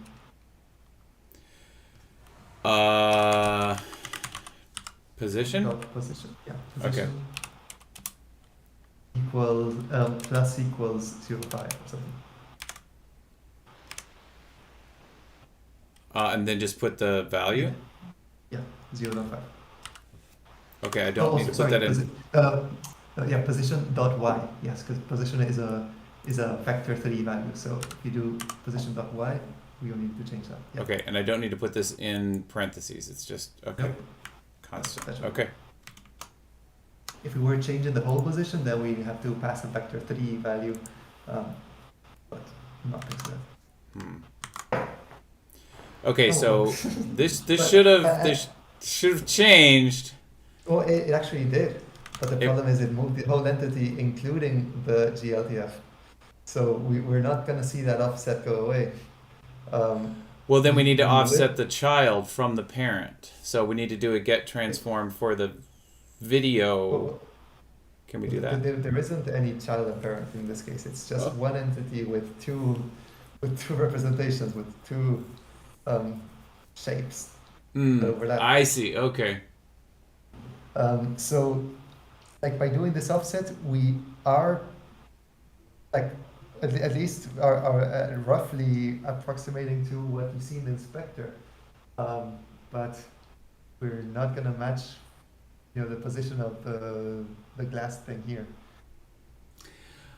And any movement, scaling, or adjustment you do will affect both things, so they will never really match in this way. What we could do otherwise is, yes, we could create a child entity to represent the video. With that we could get it right. So instead of adding all of this stuff to the screen cube entity directly, we create a brand new entity, make that a child of this screen cube, and then yes, we can see We that offset the align the child. property. Yeah. Okay. Okay. I've got to go in a minute, but I had one question about reusing GLTF containers. Let's say we wanted to make 2 of the phonographs or whatever it's called. Right. Vitrola. If you do GLTF container dot create and you pass in the same model, is it still kind of like referencing the same container? Like, is there any way to Right. reuse those, or does that make sense? Well, my question. It does, because in SDK6 it was possible to do things like that, but not now. But the engine takes care of those things like in the background. The idea was that Right. these kinds of optimizations, like they shouldn't be in the hands of the content creators. They should be in the hands of the engine, especially like if you're gonna use graphical tools to position things. There you're not even aware of those abstractions. So like all that kind of stuff needed to be optimized behind the scenes, like outside your concerns. So you would be in fact creating something that looks duplicate, like you would be like creating a brand new component that happens to be pointing at the same file, but then the engine should be smart enough to you realize that the same file is being used twice and optimize accordingly. Gotcha. Makes sense. Thanks. Okay. So we've got the cube. I'm going to turn it off so we can't see it. I can always comment it out again. But to get what we're hoping to do, which is having a mesh in the inspector that we can manipulate with the transform, rotation, and scale widget to be able to place accurately a video screen. You're suggesting that the next thing that we do is add an additional variable into this, and I'm not talking code wise, but just adding something else in there that is now we make something that's a child of that cube. Right. Yes. So that we can then offset it from the cube. And we're doing this because the nature of that one by one by one cube, it's the closest thing we have as an existing entity in the awesome repository without actually creating something new and going through that whole rigmarole. We're just trying to MacGyver something that we can use. Yeah. Right. Another alternative, I guess, would be to create, a GLB model handmade to match exactly the scale that we want. But yeah, without that offset. But yeah, this is a workaround for that. Okay. And like eventually we will have a plane shape and component that you can add via the inspector. That would be the ideal. But Yeah. until then, that's about it. Yeah. This is what we're doing. No, and I'm all about this, Nico. I love this kind of stuff. So I'm learning a lot, and I really appreciate the time that you're spending here. So thank you.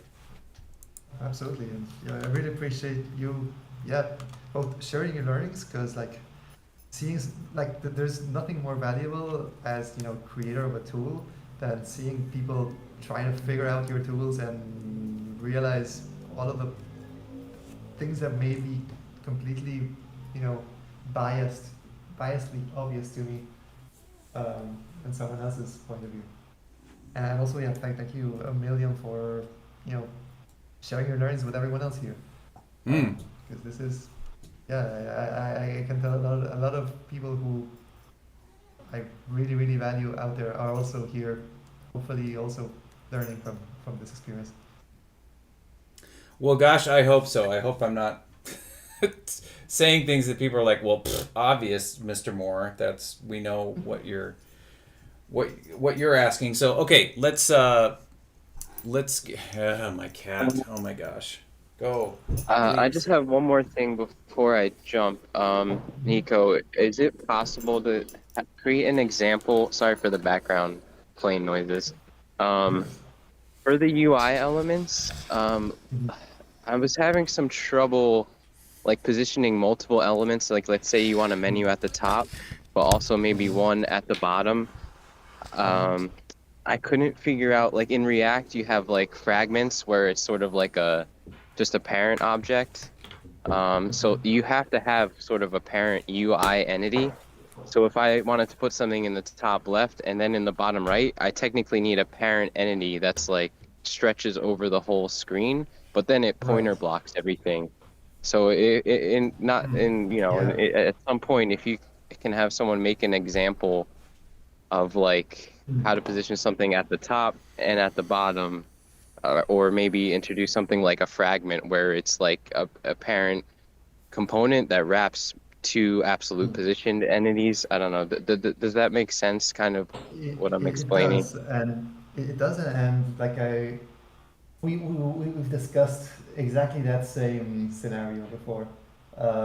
The tweak we want to make is Yeah, to change how pointer blocking works and not have it on by default, only have pointer blocking if you explicitly set it to block, or if there is a an on-click behavior to a component, a UI component, and also by the way to like inherent like to inherit pointer blocking to the parent.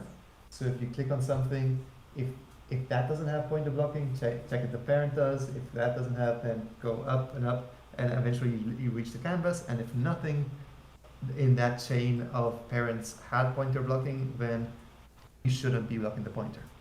Um, that's that's Cool. something Yeah, that needs yeah, to be that implemented yet. that would But in help. the I'll definitely keep an eye out for that. But yeah, no rush. Thank you. And in, also the in the avatar process, yeah. shapes in 7 aren't playing custom emotes. That was the only other big thing that I found. Yes, sorry, I read about that. I think I No never said problem. sorry. Cool. Yeah. Thanks for So your time. Thanks, Scott. And I'll try to jump on later if you're still around and we can do some more stuff. Thanks, everyone. Yeah, fun. Cool. I will also need to leave now in 5 minutes. I'm afraid. Sorry. That's okay. Yeah. Oh my gosh. No, no need to apologize. I appreciate your time. Okay, so in the I'm trying to I don't think we're gonna be able to get the parent child. Maybe we can. Maybe you can just point me to a resource where I can drop something in here that can create that parent child relationship. To make something a child of another, it's a property on the transform component. So Okay. besides position, scale, and rotation, there's a fourth property which is parent. And so from the child, you need to point to the parent. So in this Okay. case, you would need to create a brand new. So you would no longer need to fetch the transform of the cube transform of the cube screen component, right? Because we're not really wanting to change anyone's existing transform. We Instead, we want want to to change the create. child in relation to the parent. Yeah. Okay. But so we need to first create the child, right? Okay. To create a new entity. Um, Child. I don't know. or maybe you're better off leaving the cube screen name as a child and changing the parent's name because we were referencing in cube screen already a bunch of times later. Yes. Okay. So Okay. I would change the 925 to, instead of calling this cube screen, call it a parent, your parents, or Screen or parent. whatever. Screen parent.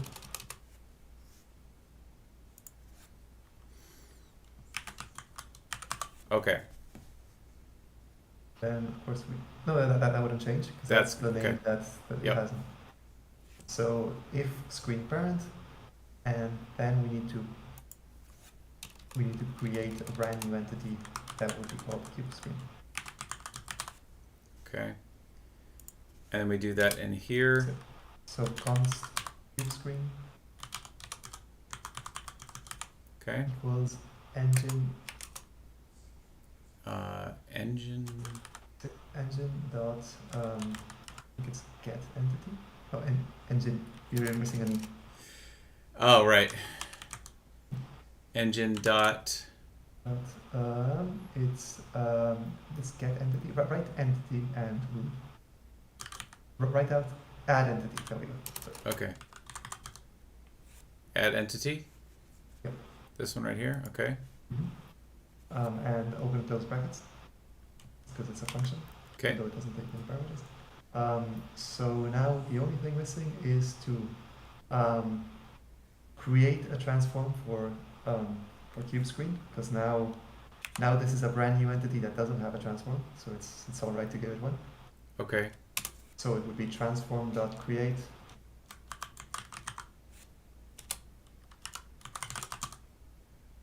and open brackets Oh, no cube space. screen. Yep. No, cube screen. Yep. And space open curly brackets. Okay. And in the properties, we want to If make sure that it's a child of the other one. oh,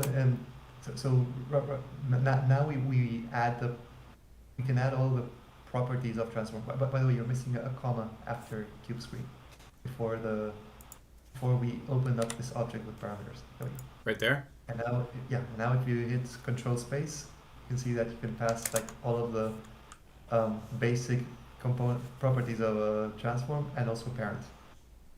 So you can do parent, two dots, and we can point at screen parent. Okay. And here we can also add the offset. So comma, Oh. you're missing a comma before you can add the Yep. next property. And now we can then do position is -5 or 0.5. well, now we need to create a whole vector 3 though. So two dots. Okay. Vector 3 dot create. Open parentheses. I would be 0, 0.5, 0. Oh, I need spaces then there, don't I? No. No? I think it Okay. Okay. Um, And then comma? Go ahead. No, I mean, unless we want to also adjust the scale and rotation. Which I Oh, don't think I'm we can. sure people are going to want to do that. I mean, that's the Okay. Yep. No. Well, but people are going to want to do that, but not in relation to the parent. Oh. The parents. Yeah. the parent will pass the will rotate Yeah, that and that will pass. Okay, yes. This is just to fix that offset. Okay. Yeah. Maybe we do need to make a small adjustment in scale. We will see now when we see them properly aligned. But Okay. that I believe is all we need. Okay. So for right now. Wait. Well, just the next line is unnecessary. We can get rid of the const cube transform because we were never really fetching that anymore. Okay. All right. And well, the next line is also, actually we should be deleting the GLTF container from the parent, not from the child that doesn't have a GLTF container. Okay, so move this. We need to move it Yeah. up here. No, still inside the if, because like Okay. that way we are safeguarding against the case that we don't have. I mean, it was fine in terms of order, but Mhm. it was referencing the wrong entity. Okay, so With parent, referencing screen parent. Yeah. Although right now maybe we want to comment this out just to validate that. But I won't Got do it. We want to see it first. Yeah, exactly. Yeah. Okay. But once we do see it, then that line should come back. Hey, look at that. Nice. Yeah, there we go. Hee. Okay. Fantastic. Yeah, there it And is. Now if we uncomment that line, it should just stay. I mean, it should just look as we were expecting. It should just look Mhm. like a screen in that position. Yes. Nice. And also, if you want to jump into the inspector and stretch it out, rotate it, and whatever, that's also a nice experiment. Yeah, to I see mean that that's like the whole Yeah. Exactly. that's the whole reason we did this. Yeah. Okay, so let's make it roughly 9 by 16. It won't matter. Oh, jeez. Okay, we'll just do this. Okay. We'll just say that that's 9 by 16. It looks pretty close. And then autosave is enabled. And there it is. Okay, sorry. I got my door. I got to get my door. And thank you so much, Nico. If you weren't here when I get back, hold on. Yeah, I gotta also leave for another meeting. Sorry, but this was really, really cool. And thanks everyone for sticking around. And if you get stuck with any of this or need any help with anything or have any doubts, yeah, feel free to reach out. Thank you so much. I really appreciate it. Sure, my pleasure. By the way, I'm curious. Does anyone have plans to work on anything for the game jam here? I don't. I think Derek is. Wanted to, at least. I don't know if Derek's here. Sometimes he goes AFK, but not sure about KJ or Argent. Yeah, really? Yeah, I'm trying to make something for it. All right. For what? For the League Jam, there's a 3-week competition to build scenes using Ooh. SDK7. I So, was wondering what were you doing, because it was something like super cool and etc. But I was not knowing exactly for what. So there's a so challenge. yes, yes. If you check the Central blog, there was a recent announcement about that. And there's prizes in mana, land, names, all that stuff. Where I can see it in announcements. Post the link. I've got it right here. Awesome, thanks. Put it in the chat, Argent. Okay, thank you. Yeah. All right, I need to head out. I'm actually late. Thanks, everyone. This was a lot of fun. Yeah, appreciate you. Thanks for helping us. Game Bye. Jam. First, Welcome to happy to. Game Jam. I Cha Bye. cha. It's really nice of him to be here. Yeah. I Our, was like, oh, a lot of things to learn. our personal SDK lesson from Foundation. Yeah. That guy was from Foundation? Yeah, he's the one that made this SDK7. He's like on that team. What? Oh my god. That's why I was like, wow, I was surprised to see him in CBD, let alone actually like interacting and chatting. Not that like he isn't friendly, but I just hadn't seen him do that yet here. Yeah. Interesting, right? I know Scott had a lot of feedback from his last SDK Fafo session and Oh, sent yeah. Nico the video and was like, nothing worked. Help. Well, I'm sure that prompted a lot of his interest in, coming here to help. Mm. Okay, I have to go to Mona and to the call to announce, hey, remember, cafecito today, Yeah. midnight Spain. So Divac or if we see each other, if you come to enjoy the the preview, I'm so happy. I'm going to share a preview just for you Just right now or later? What time? later. In Son las 8, las 9, las 10, las 11, las 12 in 4 hours. Okay. Yeah? Okay, so right when you would start your recording, that's when you're gonna do it? Yes. Okay. And it'll be in your Discord? The voice, yes. Okay. As you have access in there, Yeah. yeah. Because Okay. if not, it can be like a chaos. Yeah, I'll But try to. I mean, as long as work doesn't come in with some fires, which there's been some fires today already. yeah, here too. I Oh will my. plan. But in here, the fires are, the fires because we have a party in the street. Exactly. Yeah. That is the link to the preview. No one has it yet, but it's something that. Oh no, I forgot. This is not the chat? Sorry, Yeah, I was like, I didn't see anything, but I was so happy. I forgot that. Yeah, that was not the chat. That one. nice. Yeah. So you have there like a preview that this we did in less than a day. You know. Gosh. So, yes, hush, hush from anyone that doesn't know anything about Unity, nor, you know. Oh, So, I think I saw you had a little teaser on social or something. yeah, probably. I just put a little in there, and later we will go in the space, and the guy that is build the add-on that does that, the fracture thing inside Blender. I met with him yesterday and we created like this space in order for the people to watch how from Blender you can have this into Unity and then into Monaverse, for example.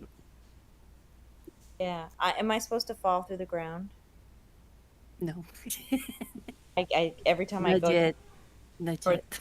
the red thing, I fall through the ground. Ah, yes, yes. If you go to the red thing, of course you're gonna fall because there's a trick that I don't know if we will be available to do it. But the idea is this red button for the people to go to the red button, and when they press it, then is when they fall. Ah, okay. There's a But wild grizzle next to me right now. a wild reset? Yeah, grizzle's in here. What? Oh, He's there. I'm not signed in, so I don't think he knows it's me. Let me log in. doing. Ah, yeah, I see. Hey, Rizel. I don't know if he just saw somebody in a new space or what, but Yeah, because probably because I paste to him the oh, preview okay, in that the makes brown sense. chat. In the Yeah, brown chat, because right now only you and you that are in here and the ones that are in the CBD and the ones that are in the Monacore team. And of course, the guy that is coming of the Blender add-on, that is the bus, that is a really nice guy, but does not speak an ounce of English, you know? yeah. Let's take a selfie.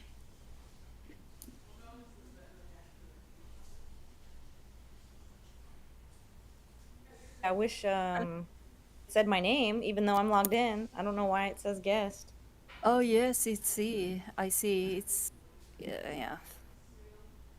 Does it say CK or does it say guest? No, guess one. Okay. Da, da, da, da, da. Put it in there, and I am going to make it back. I always forget that the F12 is not the wow. What's that? Maybe I'm gonna refresh and see if that helps. But like I was in as a guest, not logged in, and then I logged in, so I think yeah, now it says my name. There we go. Now, yeah, I just had to refresh it. yeah, it's a little bit tricky.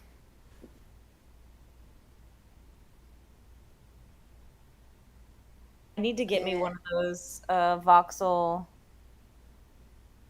Um, Avocados, right? yeah, well, not just the avocado, but they have a bunch of them, right?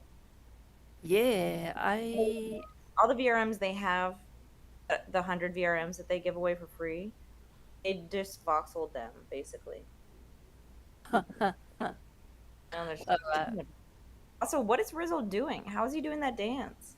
because we have new emotes. If you go Z, I see, like Yeah, yeah, that one was one of them. you will see community and community two, for example, and then you have a bunch of them like this one. Oh, I didn't see the community. That's new. That's new, yes.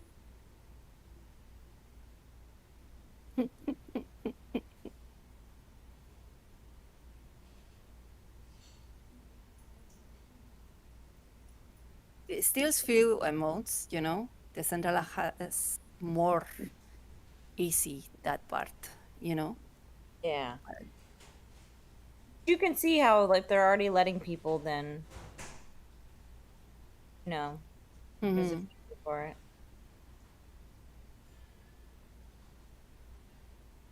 This is so funny. It's I like wonder. I want like people just were like, let's just turn them upside down and do the dance. Okay, that's sure. That's one way to think of an emote. All the things you could do. Yeah. Not that I'm Like like throwing any shade, but no, but yeah. somebody did a hug emote. The community ones are from people that participated in the challenge of doing the emotes for Muna Okay, a this while one's ago. not appropriate in this outfit. I'm sorry, y'all. I'm just exposing all the bits. My gosh, and of course it's not letting me fucking change my email right now. Come on.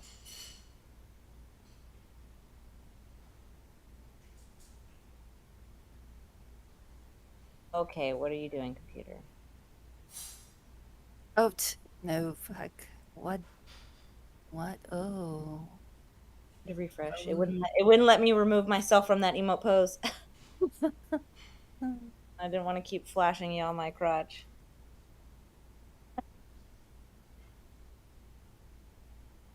Maybe just walk a little and then stops.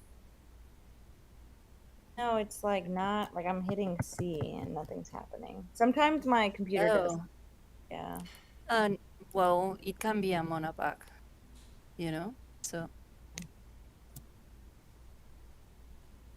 for example,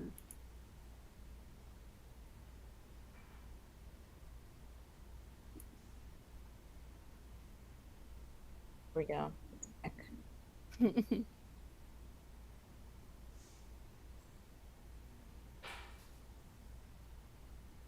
So wiggly. yeah, still a little bit like odd for the dynamics, you know?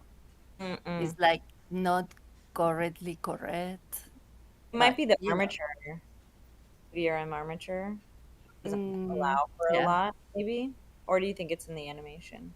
I think that is two things. That is the shape of the skeleton, that they have the A pose in Mona, and instead of the T pose, and that the people that does the animations probably are not the most better ones doing it. For example, this one is beautiful, the one that I am having right now, but that one that you're in is like super not, uh, Choppy. Yeah, I'm stiff.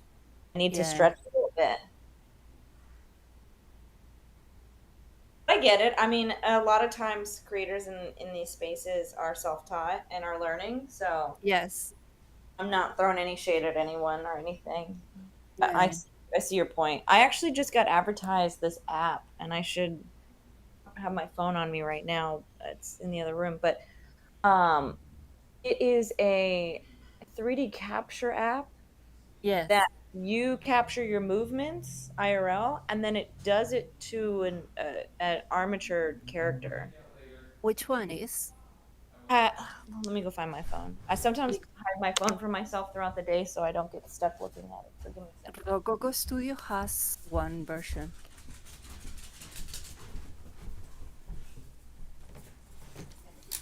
Well, maybe I have to go. Yeah, maybe I Okay. have to go. Hey, ¿qué Hi. Sorry, tal? that took a little longer than I had anticipated. Don't worry. My mother-in-law stopped by and dropped off my niece.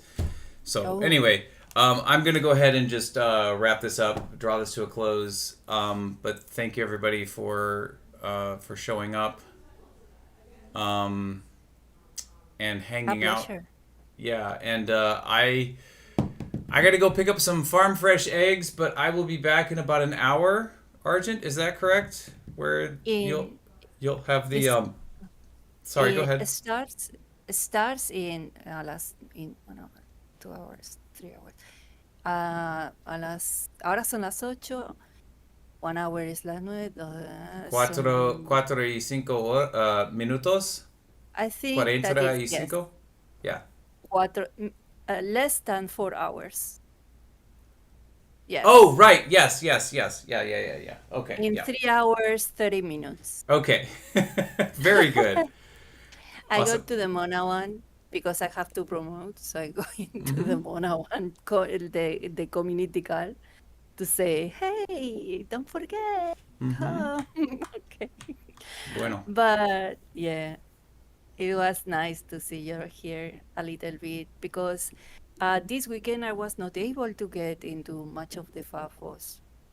Oh, yeah. Well, uh, Tuesday's FAFO was, if Derek is still here, it was rather frustrating. Oh, what? Oh, it Why? just nothing worked. Oh Um, my god. and we were able to discover quite quickly, what my problem was is that it didn't have the correct install, but that didn't help Derek solve his problem at all. But what it did do was it did influence Nico to show up, and Nico was the person that you saw here or heard here talking most of the time when it wasn't me, and providing all of the information about how to change things and create structure for things like the video screen. So See, it ended CK up being was okay. telling me. Perdóname? CK was telling me that Nico is one of the foundation. Yes. Yep. Yeah. So it was a real honor to have him here. So okay. I need to go eat. I need to go have some lunch. I will be back in about 3 Tres horas. horas, Yeah, y 30 media. minutos. Yeah, yeah. Yeah, 30 we will minutos. be in el cafetito server for the voice to Okay. record. Okay. So you can jump to talk, of course. You know Okay. what I mean? Yeah, I don't know that I'll be speaking because my Spanish is atrocious. Um, Preguntas. yeah. Preguntas. Preguntas. ¿Cómo se dice transform? Anyway. All right. Ta-ta. Ciao, ciao. Thank you so much. I'm gonna stop the recording. Where am I? There I am. Thank you, everybody. I appreciate you. Keep fafoing, and